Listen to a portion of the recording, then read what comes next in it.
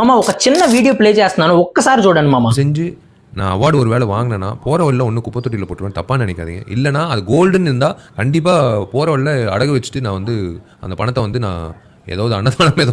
చూసారు కదా, మీకు అర్థం కాలేదు కదా.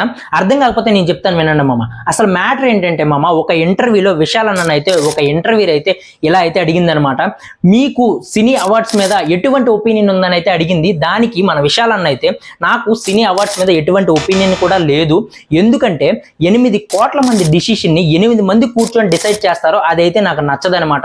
నాకు ఇప్పటి వరకు ఒక్క అవార్డు కూడా రాలేదని చెప్పి నేను ఎప్పుడు బాధపడలేదు.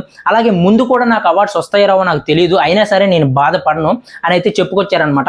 అయితే నేను ఫస్ట్ ఒక వీడియో క్లిప్ అయితే ప్లే చేశాను కదా, ఆ వీడియో క్లిప్కి అర్థం ఏంటో ఒకసారి చెప్తాను వినండి. ఒకవేళ నాకు కానీ అవార్డు వస్తే ఆ అవార్డుని అయితే నేను విసిరి డస్ట్బిన్లో కొడతానని అయితే చెప్పుకొచ్చారనమాట. అలాగే ఒకవేళ ఆ అవార్డు బంగారంతో కానీ చేసి ఉంటే ఆ బంగారాన్ని అమ్మేసి ఆ అమౌంట్ని అయితే చారిటీస్కి అలాగే అనాథాశ్రమాలకు అయితే ఇచ్చేస్తానని అయితే విశాల్ అన్న అయితే చెప్పుకొచ్చారు. విశాల్ అన్న కామెంట్స్ కరెక్టా కాదని చెప్పి మన కామెంట్ బాక్స్లో మీరైతే కామెంట్ చేయండి అన్నమామ. అలాగే ఇలాంటి మోర్ వీడియోస్ కోసం అయితే మన ఛానల్ అయితే సబ్స్క్రైబ్ చేసుకోండి మామ.